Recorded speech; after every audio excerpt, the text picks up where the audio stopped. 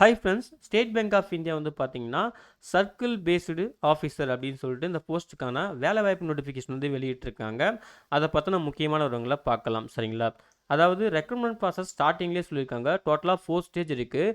First வந்து online exam, second வந்து பார்த்தீங்கன்னா ஸ்க்ரீனிங், தேர்டு வந்து இன்டர்வியூ, ஃபைனல் ஸ்டேஜ் வந்து பார்த்தீங்கன்னா லோக்கல் லாங்குவேஜ் ப்ரொஃபிஷியன்சி டெஸ்ட். சரிங்களா? ஸோ இந்த 4 ஸ்டேஜ் பேஸ் பண்ணி தான் ஃபைனல் செலெக்ஷனே இருக்கும் அப்படின்னு சொல்லியிருக்காங்க. அப்புறம் வேக்கன்சி டீல்ஸ் வந்து கொடுத்துருக்காங்க.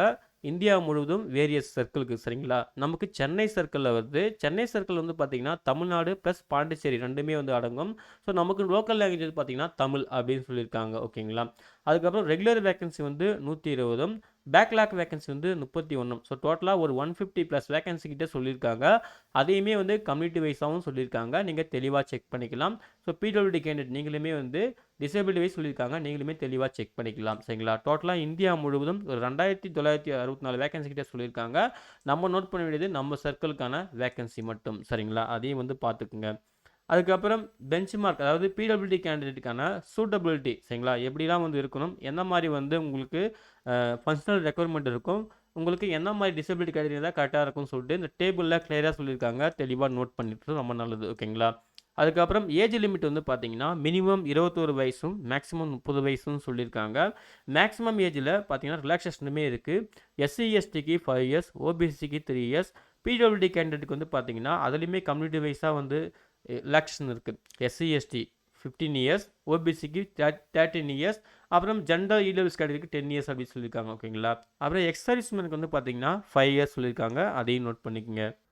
அதுக்கு பிறகு கோட் சொல்லியிருக்காங்க. சரிங்களா? அதாவது என்னென்ன கேட்டகரியில் நீங்கள் வரீங்க, அந்த கேட்டகரிக்கான கோடு என்ன, அதாவது எஸ்சிக்கு என்ன கோடு, எஸ்சிலேயே சில, அதாவது பிடபிள்யூடி கேட்டகரி இருந்தீங்கன்னா எஸ்சியில் எல்டிக்கு என்ன கோடு, எஸ்சியில் விஐக்கு என்ன கோடு சொல்லிட்டு, ஸோ ஒவ்வொரு கேட்டகரிக்கும் ஒவ்வொரு கேட்டகரி அந்த கேஸ்ட் வைஸாக பார்த்தீங்கன்னா இந்த கோட் சொல்லியிருக்காங்க. அந்த கோட் நோட் பண்ணிக்கோங்க. இதுதான் அப்ளை பண்ணுறதுக்கு உங்களுக்கு வந்து ஹெல்ப்ஃபுல்லாக இருக்கும்னு சொல்லியிருக்காங்க. சரிங்களா?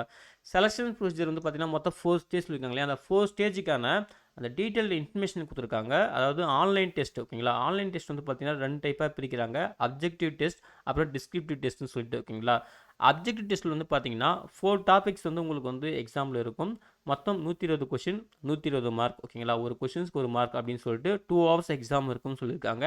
நெகட்டிவ் மார்க் வந்து இது கிடையாது. நீங்கள் ராங்காக ஆன்சர் பண்ணிங்கன்னா நெகட்டிவ் மார்க் எதுவும் கிடையாது அப்படின்னு தெளிவாக சொல்லிட்டாங்க. அப்புறம் டிஸ்கிரிப்டிவ் டைப் வந்து பாருங்கள். டிஸ்கிரிப்டிவ் டைப் வந்து பார்த்தீங்கன்னா 30 மினிட்ஸ் வந்து உங்களுக்கு எக்ஸாம் டைமு. அதுக்கப்புறம் வந்து பார்த்தீங்கன்னா உங்களுக்கு வந்து 50 மார்க்ஸ் வந்து இருக்கும்னு சொல்லியிருக்காங்க. நீங்கள் வந்து இங்கிலீஷ் லாங்குவேஜ் தான் அதுக்கு வந்து அட்டன் பண்ணுற மாதிரி இருக்கும். சரிங்களா? அதையும் தெளிவாக சொல்லியிருக்காங்க. அதே போல் ஆன்லைன் எக்ஸாம் முடிஞ்சதுக்கப்புறம் அதோட பர்ஃபார்மன்ஸ் பேஸ் பண்ணி, அதாவது பேங்க் டிசைட் பண்ணுற கட் ஆஃப் மார்க் பேஸ் பண்ணி ஸ்க்ரீனிங் நடக்கும் அப்படின்னு சொல்லியிருக்காங்க. அதுக்கு பிறகு இன்டர்வியூ இருக்கும். இன்டர்வியூக்கு வந்து பார்த்தீங்கன்னா 50 மார்க்ஸ் இருக்கும். ஸோ அதுக்கான மினிமம் குவாலிஃபைங் மார்க்கே பேங்க் தான் டிசைட் பண்ணும் அப்படின்னு சொல்லியிருக்காங்க. ஃபைனல் செலெக்ஷன் வந்து பார்த்தீங்கன்னா இந்த எல்லா ஸ்டேஜுமே சேர்ந்து தான் இருக்கும்னு சொல்லியிருக்காங்க. அதாவது ஆன்லைன் டெஸ்ட்டுக்கு வந்து வெயிட்டேஜ் வந்து 75 அப்படின்னு சொல்லிட்டோம், இன்டர்வியூக்கு வந்து 25 அப்படின்னு சொல்லிட்டும் இருக்கும் அப்படின்னு சொல்லியிருக்காங்க. ஃபைனலாக வந்து லோக்கல் லாங்குவேஜ் ப்ரொஃபிஷியன்சி டெஸ்ட் வந்து இருக்கும்னு சொல்லியிருக்காங்க. அதையும் நோட் பண்ணிக்கோங்க. ஓகேங்களா? அப்புறம் ரிசல்ட்ஸ் வந்து பார்த்தீங்கன்னா அஃபிஷியல் பேங்க் வெப்சைட்டில் நாங்கள் பப்ளிஷ் பண்ணுவோம் சொல்லியிருக்காங்க. எக்ஸாம் சென்டர் வந்து அன்னக்சர் 1 இருக்குது, நீங்கள் அங்கே செக் பண்ணிக்கலாம்னு சொல்லியிருக்காங்க. நம்ம பார்க்கலாம். அப்புறம் பேசிக் பே வந்து பார்த்தீங்கன்னா 48,480 சொல்லிட்டு, அப்புறம் ப்ளஸ் அலவன்சஸ் பெனிஃபிட்ஸ்லாம் இருக்குன்னு சொல்லியிருக்காங்க. அதையும் நோட் பண்ணிக்கோங்க. அப்ளிகேஷன் ஃபீஸ் வந்து பார்த்தீங்கன்னா ஜென்ரல் இடபிள்யூஎஸ் ஓபிசி கேட்டகரிக்கு 750 ரூபாவும், எஸ்சி எஸ்டி பிடபிள்யூடி கேட்டகரிக்கு வந்து ஃபீஸ் எதுவும் கிடையாது அப்படின்னு சொல்லியிருக்காங்க.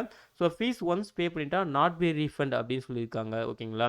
அப்புறம் பிஇடி, அதாவது ப்ரீ எக்ஸாமினேஷன் ட்ரைனிங்குமே இருக்குது எஸ்சி எஸ்டி ஓபிசி பிடபிள்யூடி கேட்டகரிக்கு. அதையும் வந்து யூஸ் பண்ணிக்கோங்க. அப்புறம் அப்ளை பண்ணுறது வந்து பார்த்தீங்கன்னா கம்ப்ளீட்டாக ஆன்லைன் மோடு தான். மே 9லேயே ஸ்டார்ட் ஆயிடுச்சு. மே 29 2025 தான் லாஸ்ட் டேட். மே 29 2025 தான் லாஸ்ட் டேட் அப்ளை பண்ணுறதுக்கு. சரிங்களா? அப்புறம் அப்ளிகேஷன் ஃபில் பண்ணுறதுக்கான டீட்டெயில்டு கைட்லைன் கொடுத்துருக்காங்க. சரிங்களா? ப்ரொசீஜர்லாம் கொடுத்துருக்காங்க. தெளிவாக நீங்கள் செக் பண்ணிவிட்டு அப்ளை பண்ணலாம். அப்புறம் ஜென்ரல் இன்ஸ்ட்ரக்ஷன் கொடுத்துருக்காங்க. அதெல்லாம் வந்து ரெஃபர் பண்ணிக்கோங்க. ஏதாவது முக்கியமான பாயிண்ட்ஸ்லாம் இருந்தால் நீங்கள் தெரிஞ்சுக்கலாம். சரிங்களா? மேற்கொண்டு நீங்கள் அப்ளை பண்ணி முடிச்சிட்டிங்கன்னா நீங்கள் வந்து டைம் டு டைம் வந்து பேங்க்கோட, அதாவது எஸ்பிஐ பேங்க்கோட அஃபிஷியல் அந்த கரியர் வெப்சைட் வந்து செக் பண்ணிட்டே இருங்க. அப்போ தான் உங்களுக்கு வந்து அப்டேட் வந்து சேரும் அப்படின்னு சொல்லியிருக்காங்க. சார் அதையும் பார்த்துக்குங்க. அப்புறம் எக்ஸாம் சென்டர் வந்து பார்த்தீங்கன்னா ஸ்டேட் வைஸ் கொடுத்துருக்காங்க. ஓகேங்களா? ஃபஸ்ட்டு ஸ்டேட் கோட் நோட் பண்ணிக்கோங்க.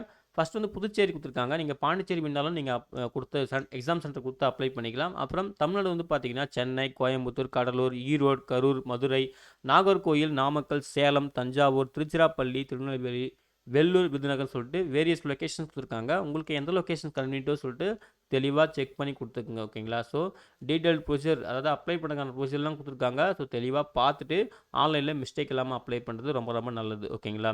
இந்த நோட்டிஃபிகேஷன் டவுன்லோட் பண்ணுறதுக்கான லிங்க்கையும் ஆன்லைனில் அப்ளை பண்ணுறதுக்கான லிங்க்கையும் இந்த வீடியோ டிஸ்கிரிப்ஷனில் தரேன். செக் பண்ணி நீங்களும் யூஸ் பண்ணிக்கங்க.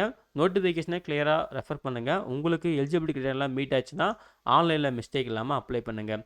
அப்ளை பண்ணுற எல்லாருக்கும் wish you all the best. Thank you.